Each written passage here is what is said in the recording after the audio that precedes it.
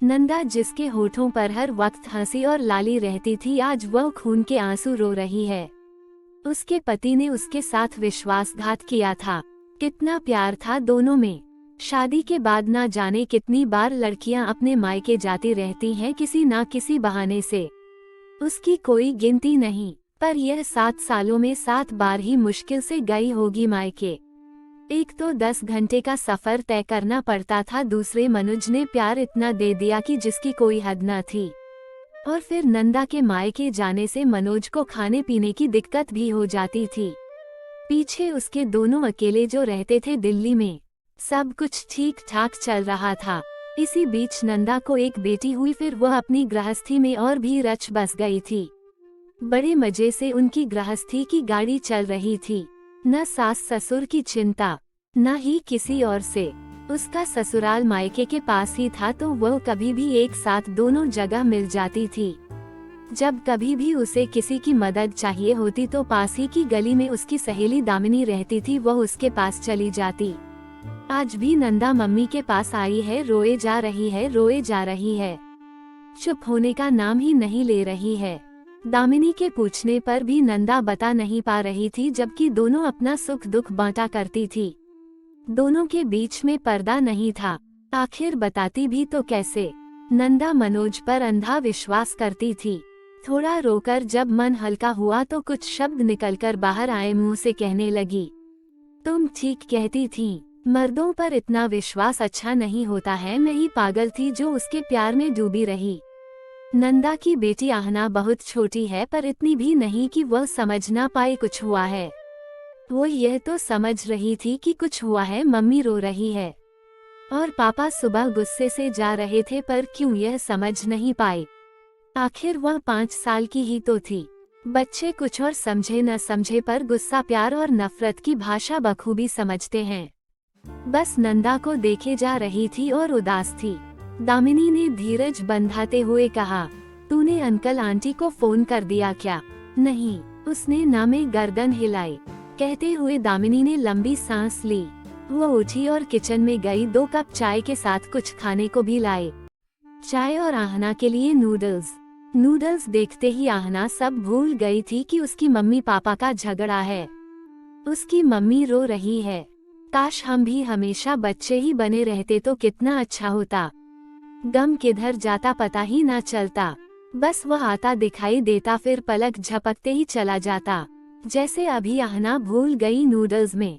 काश हमें भी कोई ऐसी नूडल्स जैसी चीज मिल जाती। सोचते सोचते उसकी चाय का कप खाली हो गया। अब नंदा सब बता रही थी कि क्या हुआ था। कल जब मैं अपनी साड़ी की मैचिंग एक्सेसरीज लेने गई थी, तब रास्ते में मैंने मनोज को देखा एक लड़की के साथ। मैंने इससे पहले उस लड़की को कभी नहीं देखा था इनके साथ। वो गर्भवती लग रही थी। मनोज उसे पकड़कर अस्पताल ले जा रहा था। यह देख मुझसे रहा नहीं गया और मैं उनके पीछे पीछे ही पहुंच गई अस्पताल। देखा तो उसे जच्चा बच्चा वार्ड में ले जा रहा था। फिर मैं सब समझ गई और मैं वहां से चली आई। अब तू ही बता, यह सब देखने के बाद क्या बाकी रह गया? जब रात को वो घर आए तो मैंने उन्हें खाना खाने के बाद पूछा इस बारे में, तो बात को टालने लगे। मैंने ज्यादा पूछा तो भड़क उठे, कहने लगे, मुझ पर इतना भी भरोसा नहीं है तुम्हें क्या? मैंने भी बोल दिया, हाँ नहीं है। जब तुम साफ साफ नहीं बता सकते तो मैं तो तुम्हें गलत ही समझूंगी ना। बात बात में बात बिगड़ गई। ना वो बताना चाहते थे, ना मैं जाने बिना रह पा रही थी। दोनों ही जिद पर अड़ गए, ऐसे हमारे बीच झगड़ा बढ़ गया। बात इस हद तक आ गई कि मैंने उन्हें तलाक के लिए कह दिया। कहते कहते वो फफक पड़ी। दामिनी बोली, तो क्या मनोज भी यही चाहता है? हाँ यही तो चाहता है वो भी, वरना तभी ना कह देता तलाक की जरूरत नहीं। थोड़ा सब्र करो, मैं सब ठीक कर दूंगा। तो बात यहाँ तक ना पहुँचती। सुन, तू एक काम कर, पहले आंटी को सब बता दे, फिर देखो क्या कहते हैं। हाँ तू ठीक कह रही है। तभी नंदा ने फोन कर अपनी माँ को सब बता दिया। नंदा के पापा को सब बातें बताई। अगले दिन तलाक का नोटिस भिजवा दिया गया। मुझको और नंदा को अपने साथ ले गए। मनोज को बहुत दुख हुआ कि नंदा उसे समझ नहीं पाई, उसे अपनी सफाई का मौका तक नहीं दिया।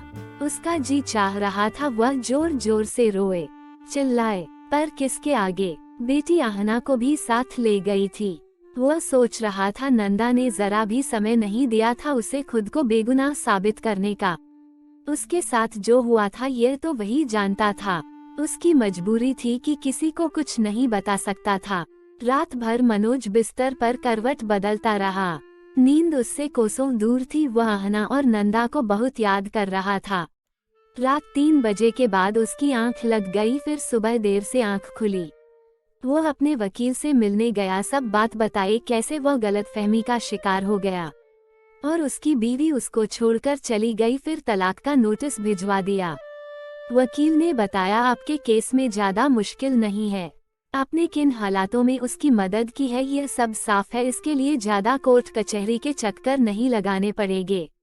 यह केस तो दोनों पक्षों को आमने सामने बैठाकर सबूतों के साथ सुलझाया जा सकता है, क्योंकि आपके केस में आप पर कोई झूठे लांछन नहीं लगाए गए हैं। साफ और सीधी बात की गई है। कभी कोई मनमुटाव या कोई गलत बात नहीं थी आप दोनों के बीच। आपकी खुशहाल गृहस्थी चल रही थी। वकील की बातों से मनोज को थोड़ा आश्वस्त हुआ और वह थोड़ा आरामदायक महसूस कर रहा था। घर आकर कुछ नमकीन बिस्किट खाकर लेट गया। वह उन दोनों के बिना खुद को असहाय व फीका फीका महसूस करने लगा था। कई बार कोई आहट होती तो उसे लगता आहना आई है। मनोज नंदा को फोन करता तो उसका कॉल नहीं उठाती, लेकिन बार बार करने पर आहना के हाथ में मोबाइल दे देती। आहना अपने पापा से बात कर बहुत खुशी होती और कहती, पापा अपने बिना मन नहीं लगता, कब लेने आओगे। तब मनोज का भी मन भर आता और कहता मैं अभी थोड़ा बिजी हूँ बेटा, जल्दी आऊंगा, और कॉल काट देता। दिल तो नंदा का भी बहुत करता था बात करने को, पर उसने जो धोखा किया इस वजह से नहीं करती थी। कुछ दिन गुजरने के बाद जल्द ही दोनों के फैसले का दिन आया। दोनों की ओर से लोग आए थे। वो लड़की त्रिशा को भी बुलाया गया जिसकी वजह से यह सब हुआ था। जब सारी बात सामने आई कि मनोज से उसके पति का एक्सीडेंट हो गया था जिसकी वजह से उसका पति अस्पताल में भर्ती है, यह गर्भवती है, उनका इस देश में कोई नहीं है, ये लोग कनाडा यहाँ अपनी नौकरी के लिए आए हैं। जब मनोज से दुर्घटना हुई तब मनोज को जेल भी हो सकती थी। इस कोर्ट रूम में त्रिशा ने पुलिस ने यह कह दिया कि मनोज की कोई गलती नहीं है, उसके पति ही गाड़ी तेज चला रहे थे और इसे बचा लिया, नहीं तो मनोज को सजा हो सकती थी। जब वह इसके साथ अच्छा व्यवहार कर रहे हैं गलती के बावजूद, तो फिर मनोज का भी तो कोई फर्ज बनता है कि उनकी ऐसी परिस्थिति में मदद करे। उनके साथ में त्रिशा को देख नंदा ने गलत मतलब निकाल लिया। तब नंदा ने कहा कि तुम मुझे यह सब बता भी तो सकते थे। हाँ बता सकता था, पर उसमें एक समस्या थी। अगर यह बात किसी के भी सामने आती कि गलती मेरी थी, पुलिस को जरा भी भनक लग जाती तो मुझे जेल हो जाती। इसलिए मैंने किसी को भी बताना ठीक नहीं समझा, और तुम्हें इतना सब्र नहीं था कि सब ठीक होने का ठंडे दिल और दिमाग से इंतजार करो। अब सब ठीक हो चुका है। अब दोनों का तलाक का नोटिस भी खारिज कर दिया गया। दोनों फिर से एक हो गए। इन सब के बीच में सबसे अच्छा यह हुआ कि दोनों के बीच प्यार और विश्वास दुगना हो गया। नंदा भी खुश और पहले जैसी खिली खिली हो गई। टूटा हुआ घर फिर से जुड़ गया। दोस्तों, ये कहानी आपको कैसी लगी कमेंट करके जरूर बताएं। इसी तरह की वीडियो को देखने के लिए चैनल को सब्सक्राइब करके बेल आइकॉन को ऑन कर लीजिए ताकि आने वाली वीडियो का नोटिफिकेशन आपको सबसे पहले मिल सके। धन्यवाद।